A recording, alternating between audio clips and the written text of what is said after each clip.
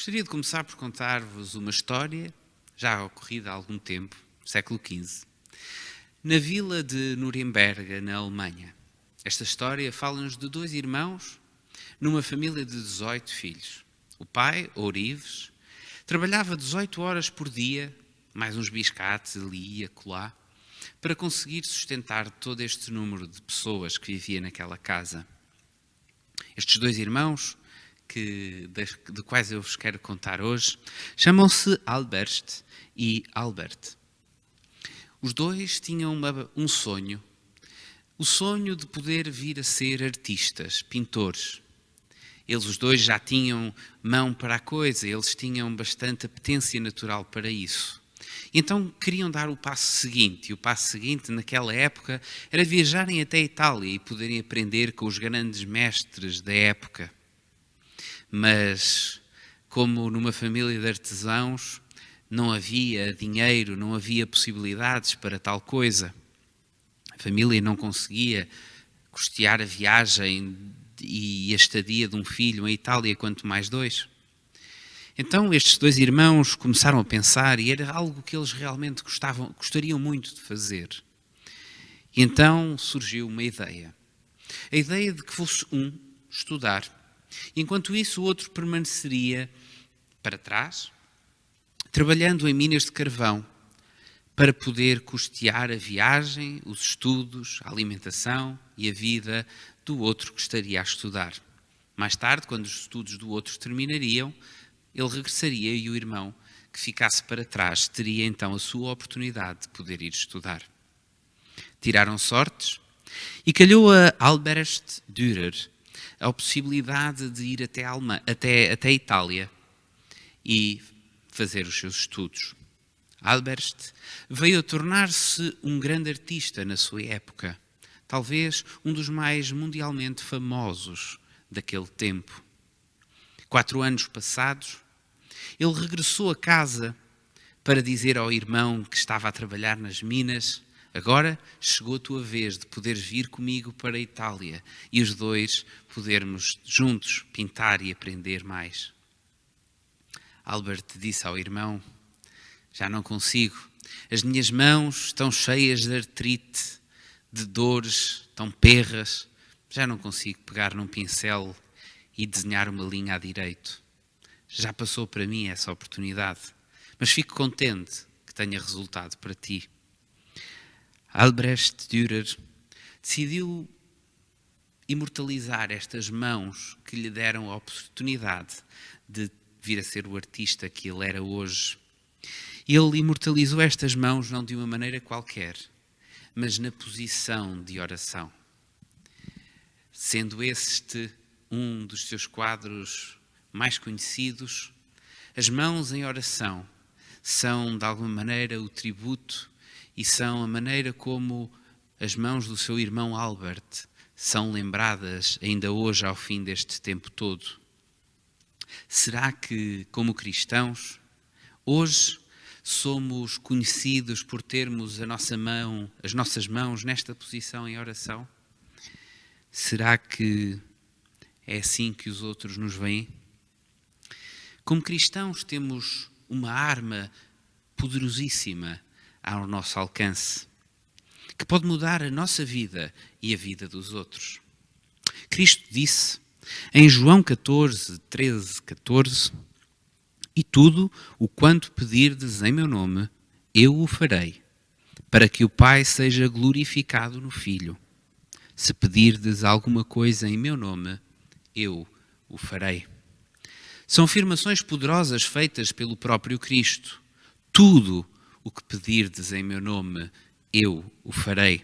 Ele não diz algumas coisas, ele não diz metade, ele diz tudo o que pedirdes, eu o farei.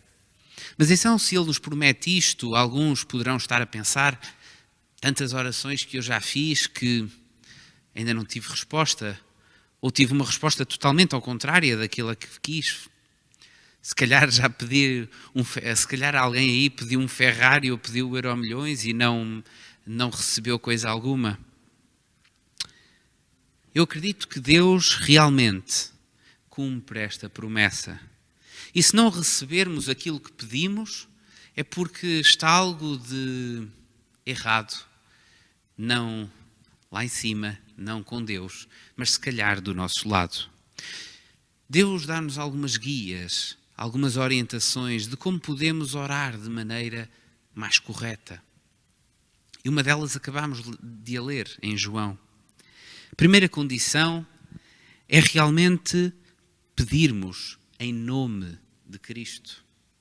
Mas pedir em nome de Cristo é apenas, no fim da oração, dizermos em nome de Jesus, amém? Basta fazermos isso?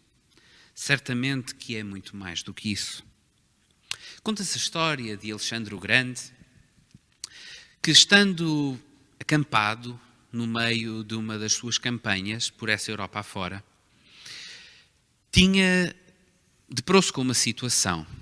Um determinado soldado, que estava num posto de vigia, adormecera.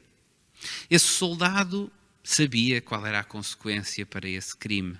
Era um crime grave, um crime que tinha a pena capital até. Mas esse soldado pediu uma audiência perante o grande general. E ele achava que tinha um truque na manga.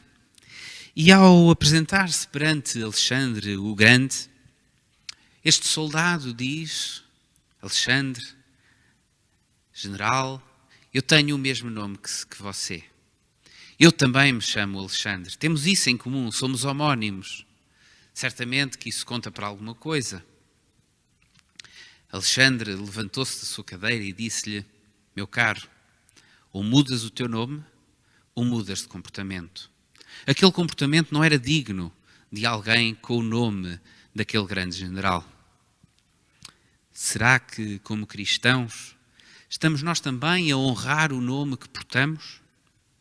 Podemos orar em nome de Cristo, mas temos é de andar com Cristo, viver como Cristo. Não são as palavras que interessam, não basta só dizer, temos que fazer, temos que agir, como se realmente caminhássemos junto a Cristo. Convido que possamos ler as palavras em Mateus 7, versículo 21 a 23.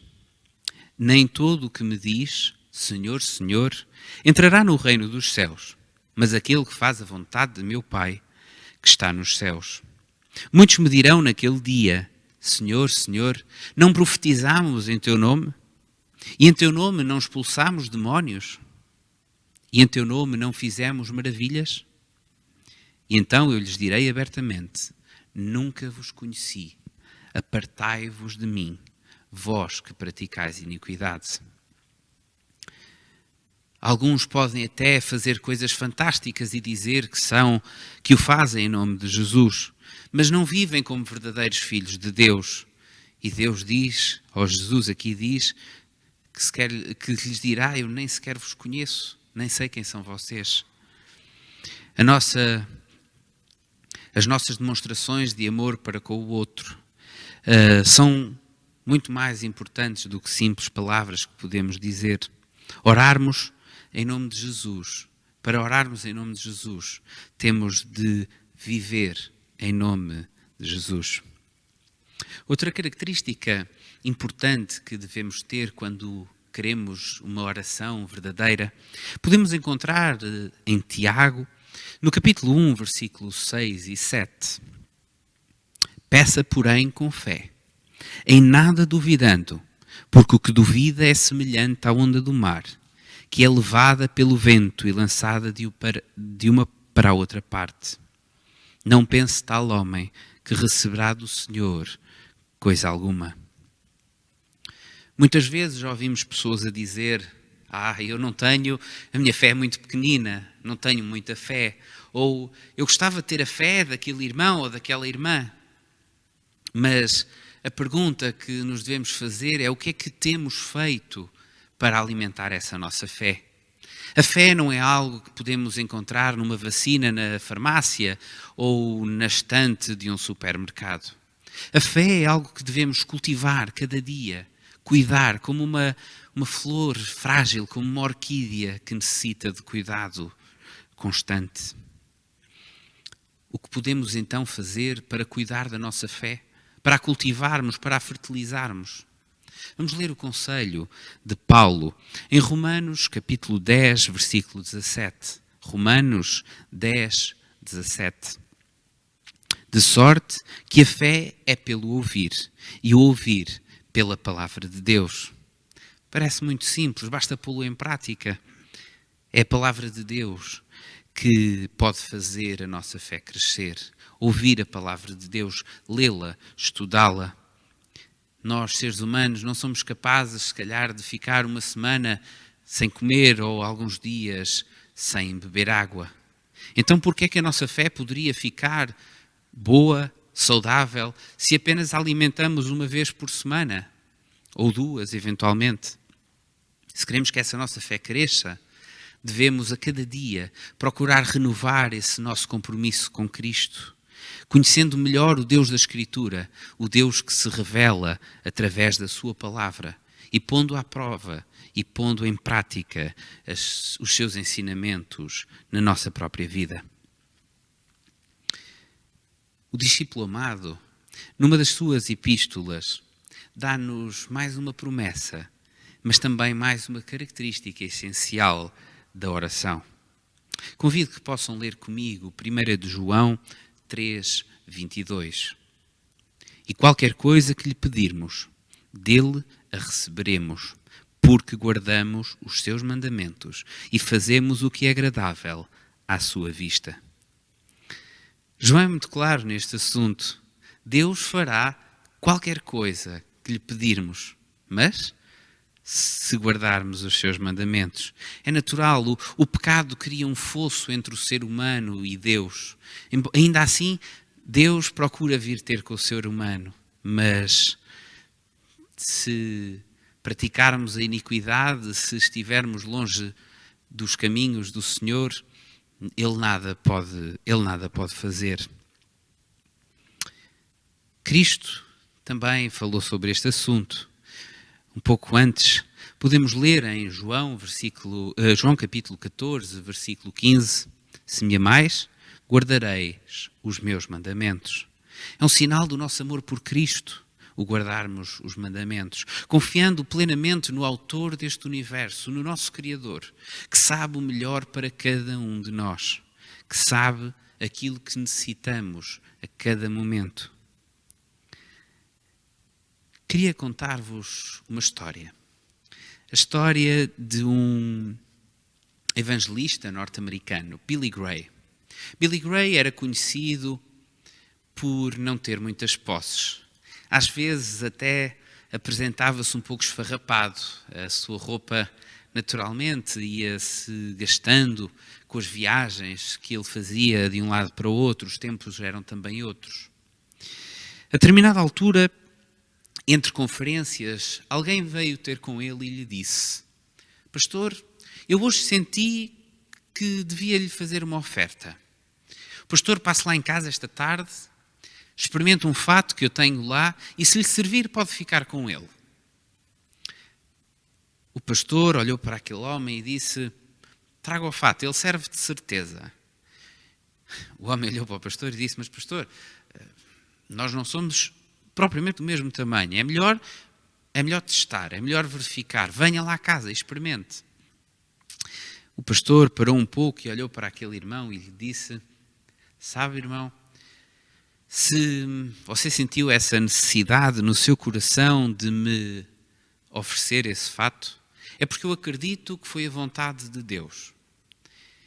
E uma coisa eu estou certo: Deus sabe o tamanho do fato que eu preciso. É impressionante esta confiança na vontade de Deus. Deus sabe realmente tudo sobre nós e sabe aquilo que necessitamos a cada momento. É interessante pensar que o próprio Deus Filho, no jardim do Getsémani, orou: Não se faça a minha vontade, mas sim a tua. Já alguma vez aconteceu pedirmos algo, ficarmos chateados por não o recebermos, mas depois, olhando para trás, com o tempo, a percebermos que, na realidade, ainda bem que não foi respondida essa nossa oração, porque se calhar teria sido negativo para a nossa vida, se calhar até não estaríamos aqui nesta noite a falar sobre este assunto. É fantástico sabermos que temos um Deus que responde às nossas orações, mas responde às nossas orações se isso for realmente algo que nos traga benefício. Deus responde às nossas orações de 3 maneiras. Ele pode dizer sim. Realmente aquilo que tu pediste é bom para ti. E por isso Ele responde. Sim, isso que tu pediste ser-te-á dado. Outras vezes Ele diz-nos claramente um não. Um grande não com letras grandes, garrafais. Aquilo que tu estás a pedir não é o ideal para a tua vida. Não vai trazer benefício. Vai-te afastar dos outros, vai-te afastar de mim, ou vai-te levar por caminhos que tu não queres. Outras vezes, a resposta é espera. Espera um pouco. Ainda não estás preparado. Tens que caminhar mais um pouco. Tens que esperar. Tens que desenvolver a paciência. Mas eu acredito realmente que Deus responde a todas as orações, independentemente de qual seja a resposta, independentemente se essa resposta for aquela que nós queremos ou não. Um soldado na Guerra Civil Americana, um soldado que participou na Guerra Civil Americana, no fim da sua vida, olhando para trás, para todas as peripécias que lhe tinham acontecido, ele escreveu o seguinte poema que eu gostaria de partilhar convosco. Pedi a Deus poder para alcançar grandes coisas. Recebi fraqueza para aprender humildemente a obediência. Pedi saúde para poder fazer coisas maiores e recebi doença para fazer coisas melhores. Eu pedi riqueza para ser feliz. Foi-me dada pobreza para adquirir sabedoria. Eu pedi todas as coisas para gozar a vida e recebi a vida para gozar de todas as coisas. Não recebi nada do que pedi, mas tudo o que esperava. Apesar de tudo, a minha oração foi respondida. Faço parte dos homens mais abençoados. Espero que cada um de nós possa dizer isto ao longo dos nossos dias, de que somos realmente abençoados por tudo aquilo que Deus faz na nossa vida e que possamos tomar como nossa esta promessa que Ele nos faz de que em seu nome e confiando na sua vontade e fazendo a sua vontade, Ele responderá a todas as nossas orações segundo aquilo que é melhor para cada um de nós.